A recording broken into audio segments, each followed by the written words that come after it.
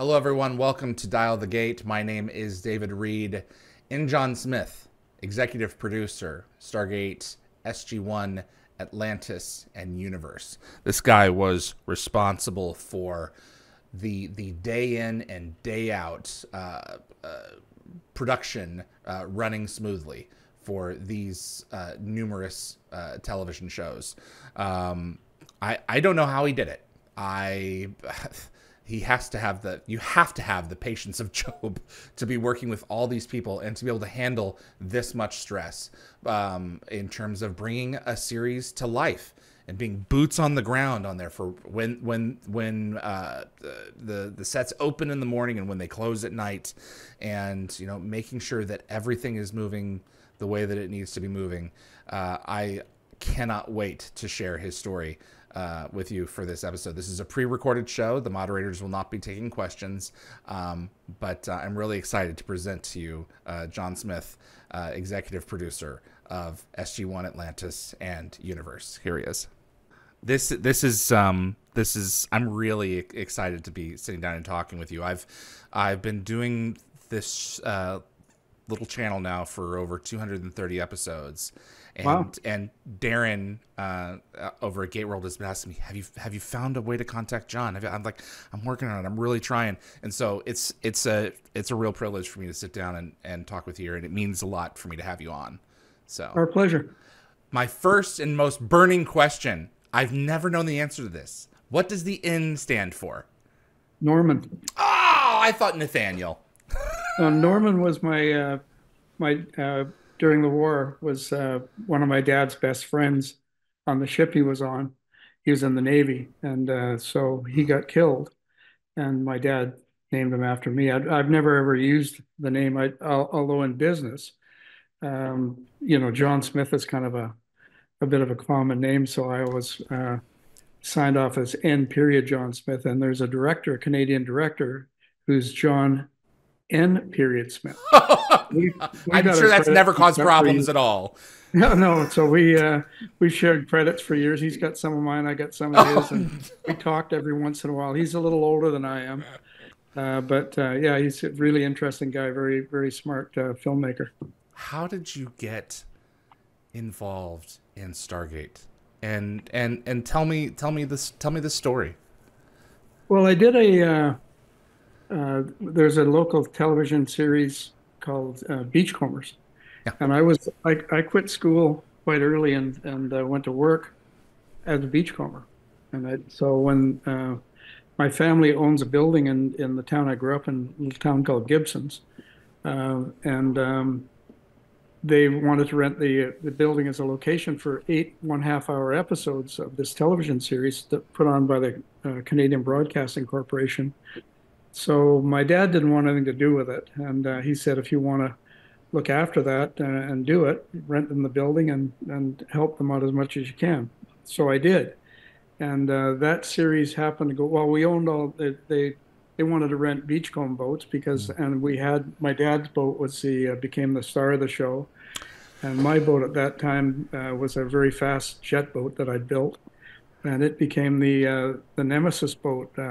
Belonging to the bad guy in theory on the that is series. So cool. And the series was shown in 37 countries in the world and was still the longest running drama ever shot in Canada.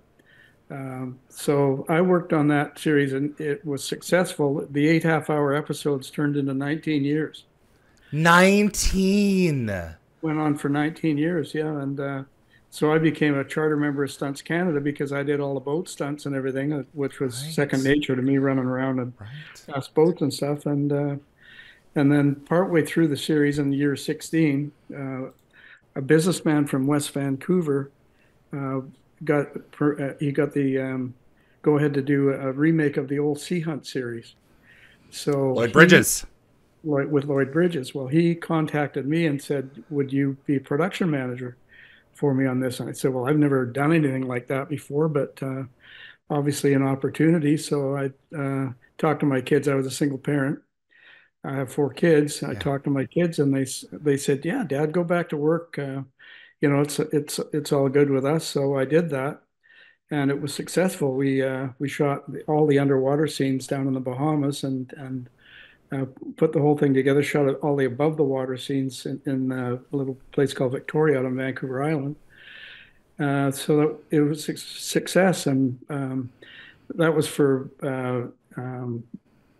I guess that was be 1987.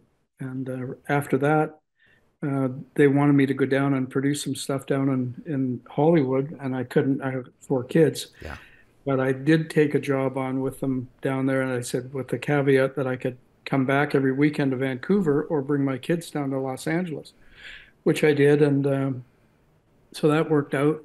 And then I came back to Canada, and there's a gentleman by the name of Stephen J. Cannell who was producing a lot of film in Vancouver. He moved a lot of the stuff out of the California area up to Vancouver and Calgary, and became quite a presence in Vancouver.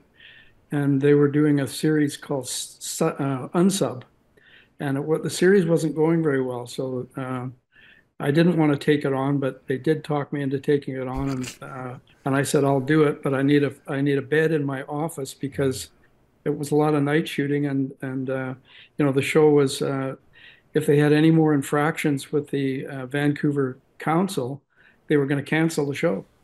So I managed to fix that a little bit, and after that, I ended up working for Cannell for a long time. I forget how many years, but I produced a lot of pilots for them down on this one down in the States, and several, probably 8 or 9 up in Canada, and I did the 5th year of television series they had called 21 Jump Street. Peter DeLuise. So I did that show with them. Of course, got to know Peter DeLuise. Yeah. Gave Peter DeLuise 2 episodes to direct on that. And Peter was a very, very astute filmmaker and Love a him. very good director. Love him. He wanted to immigrate to Canada, so I had a very good immigration lawyer who's since deceased, a guy by the name of Barry Dong.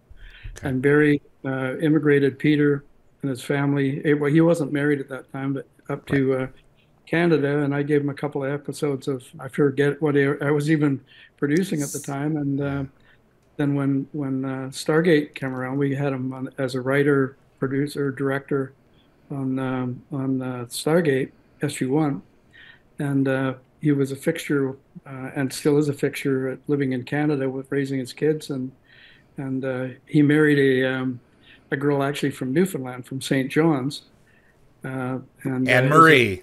He's more Canadian than I am now. I run into him every once in a while. We chat on email. Last time I saw him was down in Palm Springs. Actually, we were walking, going for dinner one night with a couple of friends, and ran into him right in on the main drag in Palm Springs. But yeah, Peter's a wonderful guy and a very good director. One of my favorite people ever. I love his eye. I love what he sees, and I love his whimsy. There's something to it. It's like you can't take it too serious, though. You have to have some fun with it, and he does. He does. Peter has fun with everything, and I guess that comes from his dad, who we were lucky enough to have on Stargate a couple of times, and both his brothers Michael and David are the same wonderful actors and great personalities, and just terrific people. So what was the road that led you into Stargate SG-1? I was working for MGM on a television series called Poltergeist. Shot at Bridge. Yeah, and I wasn't getting along real well with the representative, the head of production in the United States, and wasn't getting along with one of the producers on the show real well. And first thing for me in life is having fun every day. Get up in the morning. I don't want to have. So I resigned, and my production manager, I said, he can do this for you, and it was not a good experience for most of the crew, and it sure wasn't for me. But I'd met Jonathan Glasner. Yes. John Glasner and I worked together at Cannell Films on a television series with Carl Weathers called Street Justice, and John was a a junior writer, the head of production at that time on the series was a guy by the name of David Levinson. And David had these two junior writers, Jonathan Glasner and Anne Donahue, who was a very famous, went on to be extremely successful as a writer producer on many, many different television series. So that's how and John was, of course, one of the producers with Brad Wright, one of the executive producers Correct. on Stargate. So when I became available, they found out about it. And so I went over, I didn't interview with either of those guys, but I did interview with Michael Greenberg, who was Rick's partner and a producer. And, he was on MacGyver Yes, with absolutely. Richard. And then Legend. I'd done some Yeah. stuff with MacGyver uh, Okay. at one time. So we kind of hit it off, and now I'm working on Stargate. I think that was they were just in the middle of shooting episode 2. Uh, Right. uh, uh, they, uh, they released the other producer, and I became the producer on the series. And So number two, that The Enemy Within. So you just hit the ground running.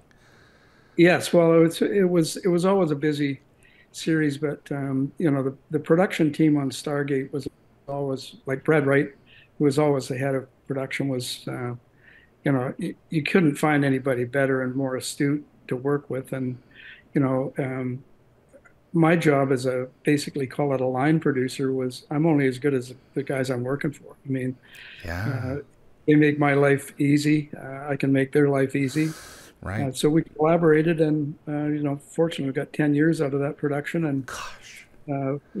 we overlapped, which I don't think has ever been done before. We overlapped SU1 and Atlantis for 3 years, and we were sharing. We at that time we had 11 sound stages for the two shows, and we overlapped them, and our production office.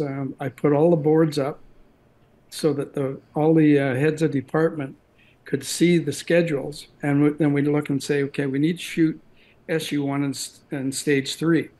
The production coordinator on such and such a day. The production coordinator or one of the other department heads would say, well, we can't do that day because we're doing this in that stage that day. So believe it or not, we collaborated it, and with having these boards up and everybody standing around. I mean, I'm talking these boards took up 20 lineal feet on the wall in the Hmm. office, and we'd all stand there and say, "Okay, tell me why we can't shoot for 45 or like 2 days in stage 3 on such and such a date." Everybody look at it and say, "No, I don't have a conflict. No, I don't have a conflict." If we start, we're building something in there for the next series of Atlantis, but I think we can have it finished if we start at 3 in the morning. We can have it finished by 8, whatever time you guys went in there. We did this for 3 years. We overlapped them and never had a train wreck. Gosh. I Wonderful. remember being up in that production office, which was above Stargate Command. Literally, it's right there. Yeah. And the rows of all of your, exactly like you said, your boards with the sticky notes on each of them. And it's like, that's how you do it. That's how you map this out. This is the only way that you can pull The only off way you can do it. such The a only way you can feat. do it. 40 Yeah. episodes a year for 3 years in a row. The only thing that I can compare it to is Star Trek Next Gen and DS9 running concurrently, and then DS9 with Voyager. It's just Yeah. not done, because it kills people. Well, Exhaustion. we actually used the same department heads, the same production designers, and we doubled up on some of their assistants. But the heads of department were all the same, and you pretty well had to do it that way. So they knew the problems for both the series shooting. And like I say, we had 11 sound stages, and Not all of them at Bridge. yeah, no, we had the whole bridge, and then we had Norco Norco. Studios, and so it was a bit of an undertaking at the time. It didn't seem too bad, but we were lucky enough. Like the crew and department heads and everything we had they're just amazing guys. And the secret to doing a series like that is to keep the hours regular. Like we would push calls and everything, but we did a lot of exteriors, interior. We'd build sets because what kills a crew is going out at like in the summer at it's not dark till 10 o'clock at night. And so you'd start your night scene at like 9 o'clock and then Hmm. work all night. You do that for a couple of months running, and all of a sudden your crew's worn out, and the work doesn't get done properly, and it shows. So we tried to keep a regular schedule, and with the odd time we'd wrap at 1 in the morning or something on a Friday, but Fraturday. mostly yeah, we were we were wrapped by 8 o'clock on a Friday night. The actors could go home, and the guest stars could go back to Los Angeles, and that was a secret to keep everybody was happy. You go back And and you watch that show, there are so few night shots. And that really was, the secret. Unless it's like really necessary for the plot or something, let's keep everyone on days as much as we can so that they have some semblance of a life outside of work. If you're asking this much out of this group of people, you got to give somewhere. well, we built the sets and we did interiors like the main effect stage, and we had sets in there, and we'd create villages in that stage and light it for night. We'd be shooting at 7 o'clock in the morning in there, and it would be a night scene. So that's what we did, and obviously it worked. The I can't imagine how much money you were able to save by overlapping so much of each of those shows for those 3 years. Season 9, you guys had a cave set, you had the village that took up the effect stage, and that became dozens of locations. You had a lot of flexibility built into this, where each show could kind of trade off the usage.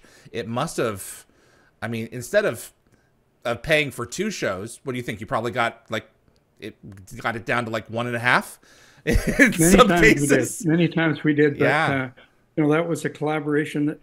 The good thing about that production was we had all the writers in the office. right. We were all on the same floor, 50 feet apart. So we could collaborate and say, well, what about if we did this, this, and this?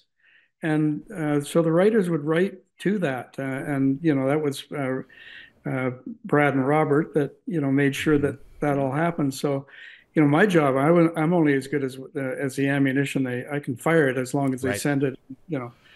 So it was always a collaboration, and it was never a question of not being able to talk to these guys. I could walk down the hall and say, we just did a board on this. What if we change this to this and that to that? What do you guys think? Is it?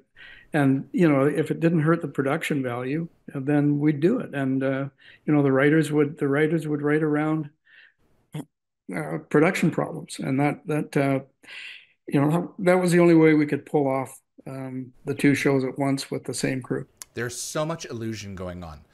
Recently had Richard Hudolin on, and he revealed to us that, like, for the upper levels of the bottom of the silo for Stargate Command, it's not even like a solid surface. It's like a fabric that just Yeah, looks like concrete.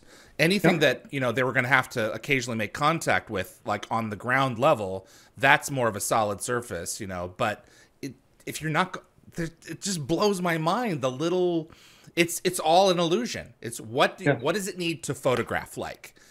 If someone's going to make contact with it or fight against it or rub up, then you would have to consider that into the design of a set. But if you're just looking at it, if you're just going to photograph it, it only needs to be just real enough. And to this day, that just blows my mind. It's called making chicken salad out of chicken shit.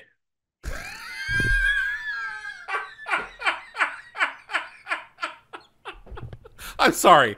That's it. That's right.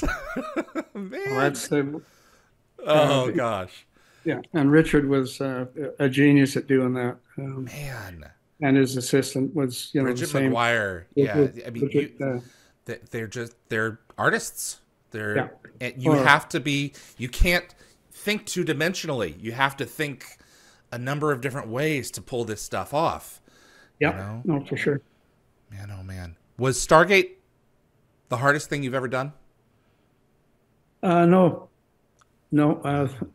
The hardest thing I ever did was a series for Stephen J. Cannell called Unsub, which was the first series I did for them, and it was 10 years before its time. It was a very gritty, mainly shot outside.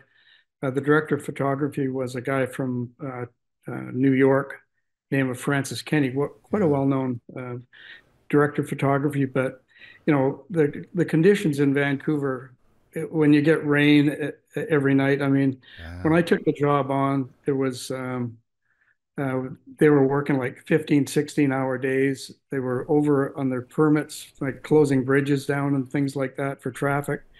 So I went to a meeting with them, with the head of production in Vancouver, a guy by the name of Stephen Sasson, who's quite a well-known producer in the United States.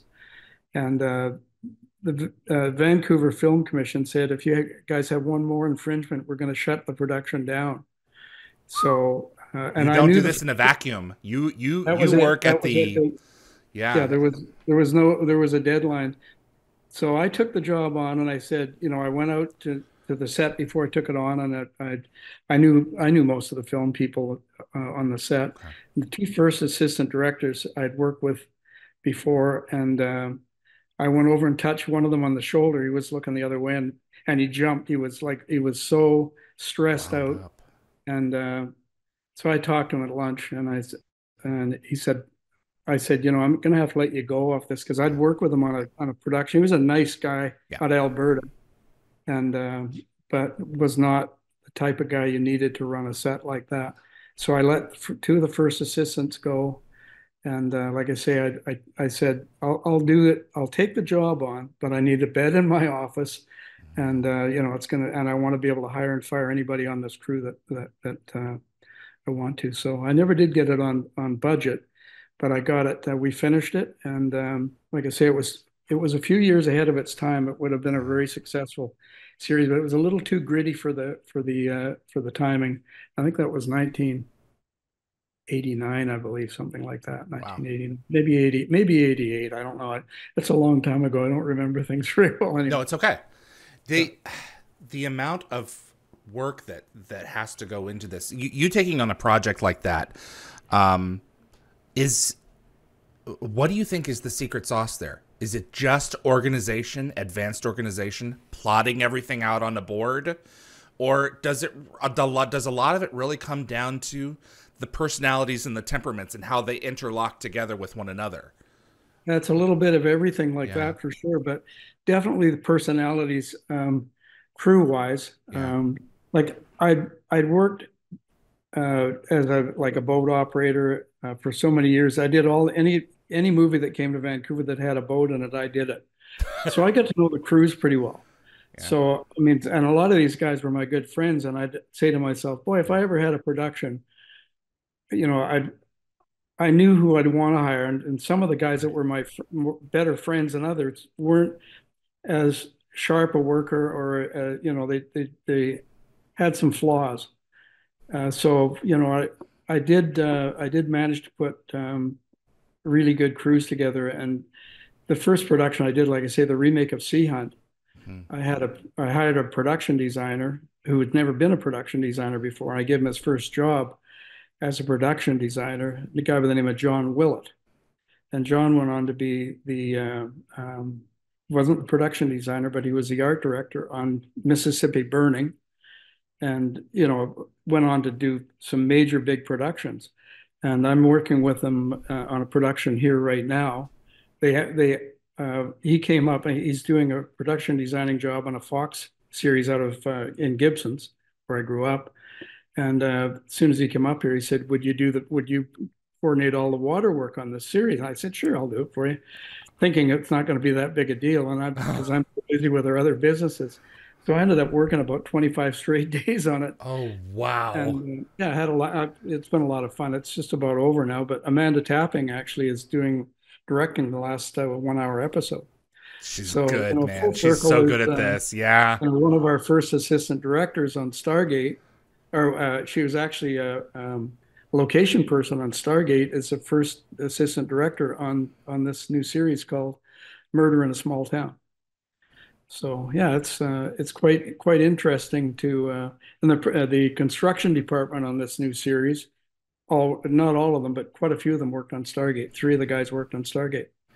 So, once you get embedded in the industry, three of my kids are still in the industry.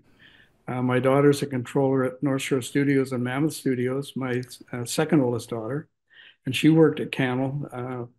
She was a linguist and decided that she wanted to do something else. So she went to work and is with Peter Leach, who was the head of production for Camel or for North Shore Studios.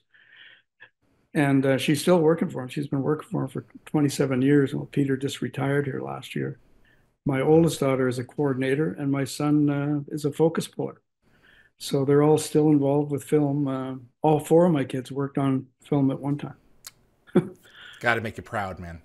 Yeah, that's good. They're all, and I keep in touch with, actually, they phone me all the time when somebody I knew passes away. Unfortunately, in the film business, your lifespan isn't as long as it probably could be, because if you're good at what you do, there's a lot of stress. I would think that one of the things that you would hire for primarily is keeping your cool. You can't lose your shit. You have to, there's going to be a certain tension level of stress at all times, and you just got to deal with it. I won't work with people with tempers.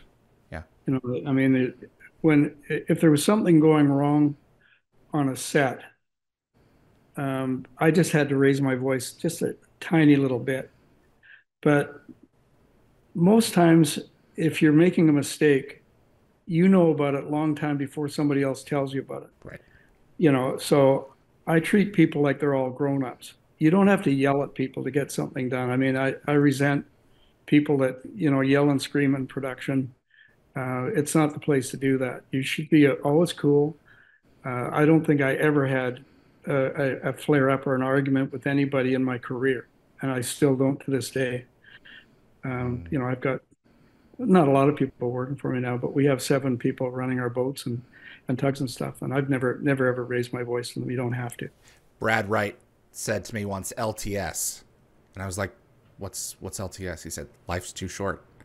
And it's a motto to live by, Absolutely. Just to have that back in your mind. It's like, is this worth it?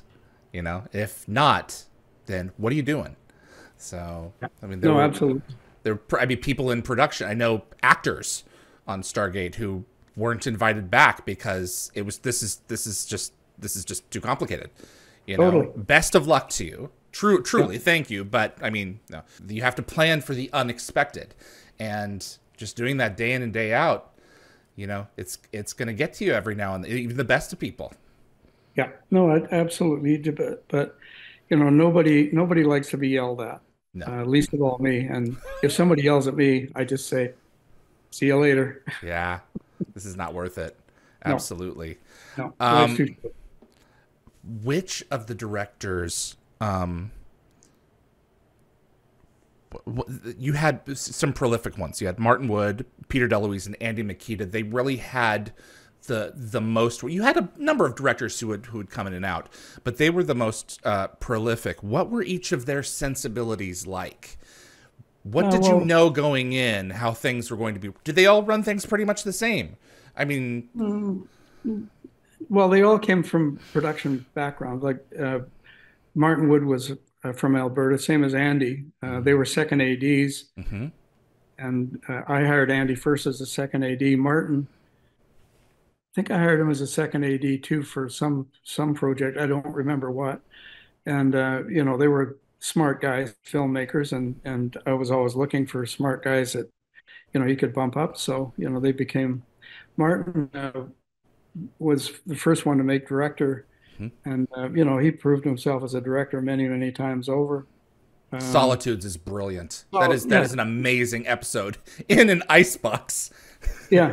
No, I mean, well, we like to tackle things like that. Like, when Brad was, authorizing a script with a frozen script, I said, well, we can refrigerate a stage. It hadn't been done before in Vancouver's, but we did. We just brought a couple of big refrigeration plants in and built the set, and all of a sudden we're at the North Pole.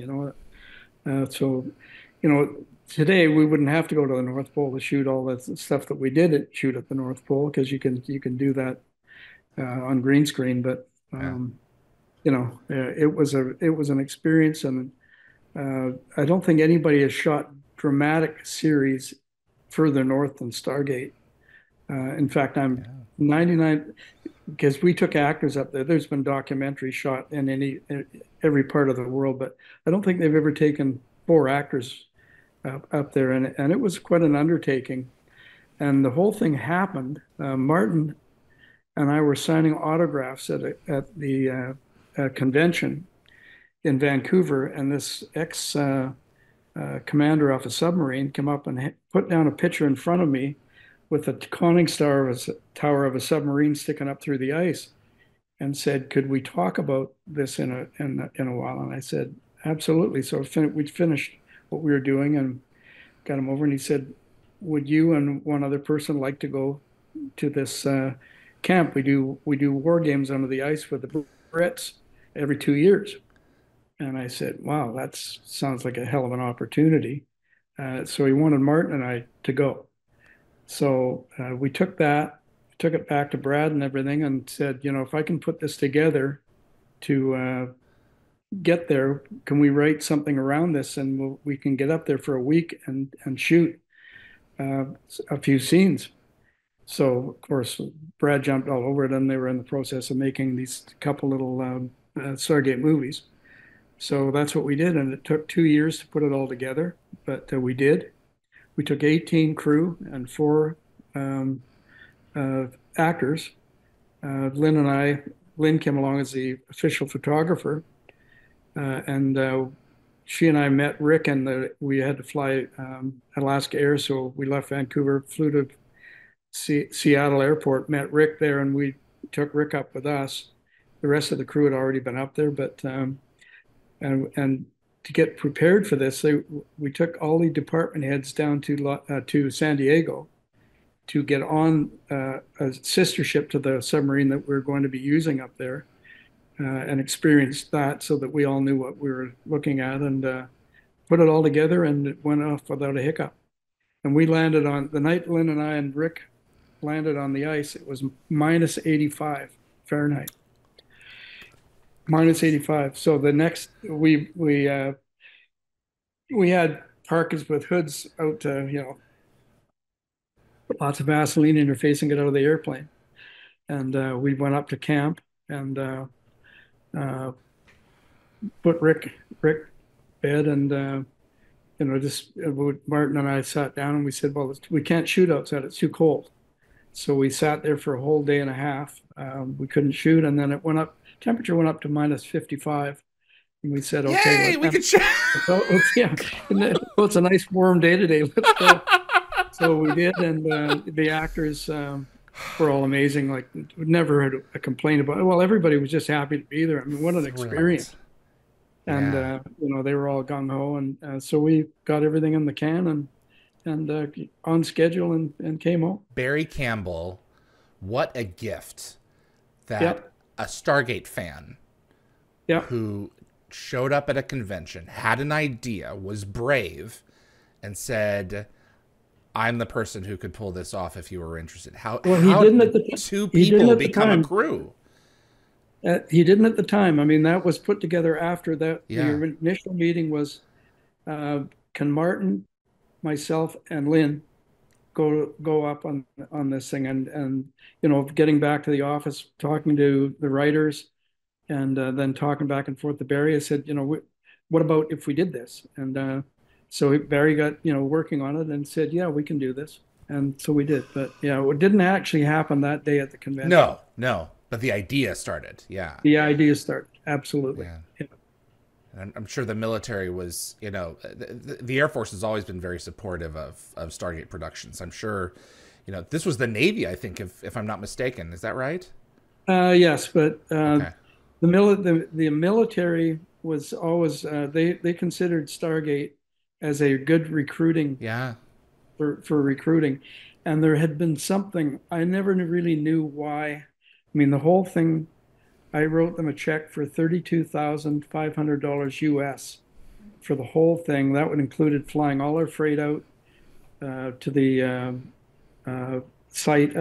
The site was about 400 kilometers south of the North Pole. So we flew from Prudhoe Bay, or Dead Horse is what they call it. Mm-hmm.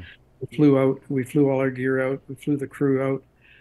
They put all our crew up. They fed us and did everything else for us, and the bill was 32,000. Yeah, Barry said they charged you guys costs. They didn't charge anything extra. This is like what this was going to. That's amazing. I have no idea what the cost was, but it's sure Yeah. 32,000 US doesn't get you very far. I know that is just, but for getting all that on film, that is just wild. Yeah, What an experience. It was really cool. I mean, the people don't know, but that whole flow moves from east to west at about 2 knots. So just we put an X on the ice where we wanted the submarine to come up, and we were in contact with the skipper on the sub. And we staged our actors and put the camera up and had an X on the ice, and he put it up right on the spot, and the whole thing was moving, like I say, to the west at 2.5 knots. But yeah, it was pretty cool. And he's got a current to deal with. And Oh yeah, no, my it's a understanding lot. was it was like the second or third try, and it was the last one, and it hit it. Hit it right on the button. And so we'd prepared to do a little something special for them as thank you. So we made a heat coil up, and we had power on the ice, a genset, and we put a camera down through cut a hole in the ice and put a camera down through the hole, and got a picture of that submarine going down. And they never had a picture like that before. That was the first time anybody had ever done that, because of course when they do it, there's nobody left on the ice. Right. So you photographed the thing under the water. Yeah. Just sped up the camera. That is you still have to imagine. I imagine pinch yourself that you have an experience that most people just never have. No, and we're in the process of heading to the South Pole too, so that we want to go to both. We almost made it a few years ago. We circumnavigated South America, but we haven't been to Brazil yet, so we're going to leave Fort Lauderdale and go down the East Coast and finish off in South America. Wow, good for you guys. Absolutely. Which when can you take me through the little bit of time that we have left? What a typical SG1 episode, the process was for getting all that together. My understanding was that you had a budget of between $2 and $3 million per episode. Yeah, is that correct? High twos. Okay. How was it? Was every episode pretty much divvied up the same? Where did you have flexibility there to move stuff around? And lots of flexibility. Okay. No, they would let us. I mean, the bottom line is, did we shoot 20 or 22 episodes? I think we shot 22. 22 for the first 5 seasons. Excuse me, 7 seasons, and then 20 once SG1 Atlantis and Universe. Exactly. And so the idea is to hit our budget times 22. So if we go over on some, we want to be under on some. Yep. And we were playing the U.S. dollar all the time. That was the fluctuation in the U.S. dollar could make or break us. Wow. And we had the dollar down to 65 cents at one time, which was, if that happened over if we budgeted at the beginning of the year at a 72-cent dollar, and then it went down to 65 cents, we used every penny of it. We didn't want to not use it. So, wow. MGM was very flexible. Of course, I think they trusted Brad Wright and Robert. Yeah. Explicitly. There's no ifs, ands, or buts. It's a collaboration. I mean, we're trying to get the best production value, and they're trying to, get everything done on the money that is allotted. So it was a collaboration always. Mm-hmm. Did you ever not feel that every single cent made it on the screen in the right way? Yeah, well, that was the whole idea. Is that you're trying to get 125% production value out of 100%. You're always trying for that, and that comes from the crew and the directors and the writers. You want to try, and you don't want to shoot under budget. You want to spend every nickel you possibly can. And there was times where I don't think I ever got a phone call about budget wise, and I don't think Brad ever did either, to my knowledge. But most likely, they would phone him up and say, you guys are $1 million over right now or Mm-hmm. whatever. But $1 million in a production like Stargate, you can cut corners and pick it up without taking a lot of production value away pretty quickly. Wow. How often were you on set? Were you on set Always. always every day when cameras were rolling? I was there to start the day Okay. 99% of the time. My wife Lynn was, when she was location manager, she'd leave the house at like 3 or 4, and I would leave the house like our usually car was 7. Okay. And She that's was what we out by did. 3 a.m. Oh yeah, lots of times to park the unit. Yeah, she always wanted to be there, to Wow. make sure the unit, and then she'd go from there back to the office. But yeah, I always prided myself on being on set first thing in the morning. That's when you're going to find out any production problems you got. Being there because it was important to me to share the same hours of the crew, uh, because they're doing it. Why shouldn't I do it? That's It's not. right. You So lead that's from the what I top. did. Yep. And so I did that, and I was usually there until the last couple of years. I was usually there at wrap, and we had a cabin about 4 hours away up in the interior, and lots of times we'd leave at like 9, 10 o'clock at night on a Friday night, and we'd drive straight to the cabin. And if we had a 7 o'clock call Monday morning, I'd leave the cabin at 3 and drive down, go to set. Wow. But I always like to be that way. You keep in touch with your crew, and if anybody's got some issues, you're going to know about it. It was always important. Were you on production for Universe? Oh yeah, not Okay. not very often though. That was my last year. Got it. University. Yeah, Season yeah. one, or you were there for season two as well? Or just the first No, season? no, I was finished season 1. Yeah, Okay. we were Well, building our house. I see.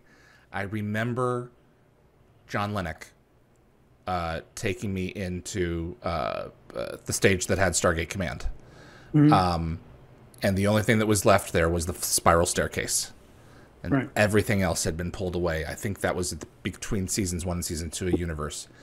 And at I've told this story before, but at that moment, it was like SG1's truly gone. That was when it ended for me, was when I stepped into that space and saw it.